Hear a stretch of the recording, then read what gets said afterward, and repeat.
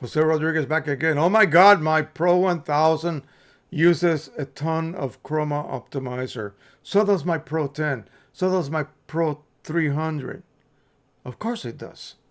It has to, okay? It has to.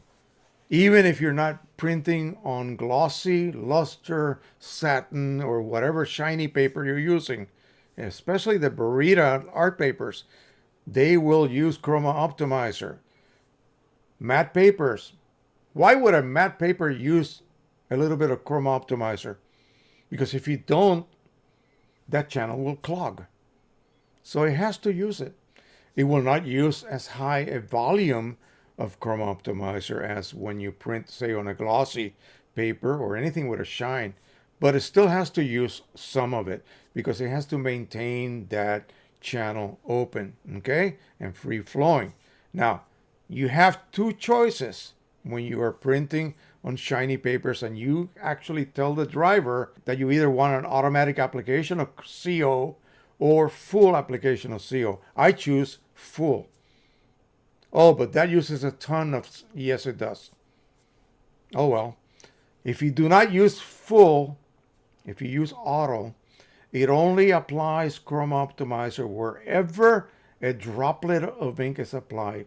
If some area of the print contains zero amount of ink, such as a very large specular highlight that was pure white, 255, 255, 255, it will not apply Chroma Optimizer, and you will see a gloss differential issue.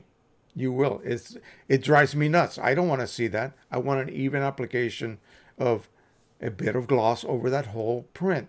Okay? So I choose full.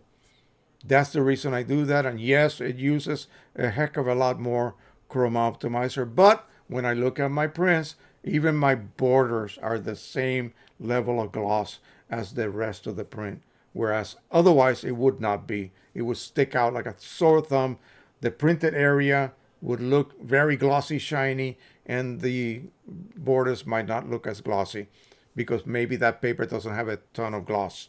If you print on a paper like platinum, heck, the paper itself will be glossier than your printed area. So why not just fully apply Chroma Optimizer? That way only up to the very thin, what they call the unprintable minimal margins, those areas will not have Chroma Optimizer. And there's a way to actually print Chroma Optimizer to the very edges. You have to actually apply borders, but also print using borderless mode. That way the printer thinks that the border is part of the image and it expands it out, and you end up with Chroma Optimizer to the edges. But it's really not required. If you're going to frame your photographs anyway, yeah, you don't need to, because that little edge will be hidden anyway by your frame.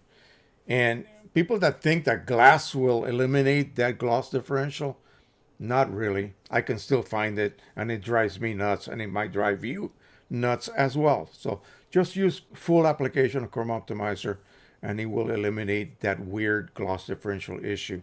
I see it sometimes on my images. That's why when you edit your images, make sure that there is no such thing as a specular white anywhere on your image.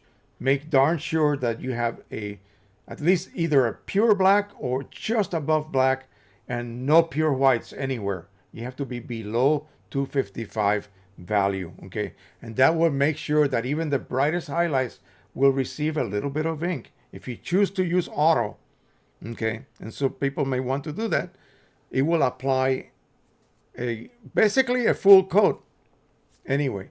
So in order to not have to worry about that, I just apply full coat anyway.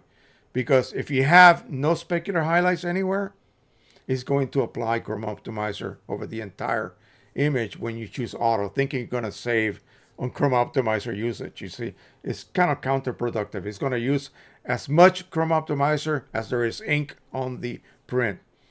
Okay? It just won't put it on the borders for you. All right. That'll be it for now as far as Chroma Optimizer.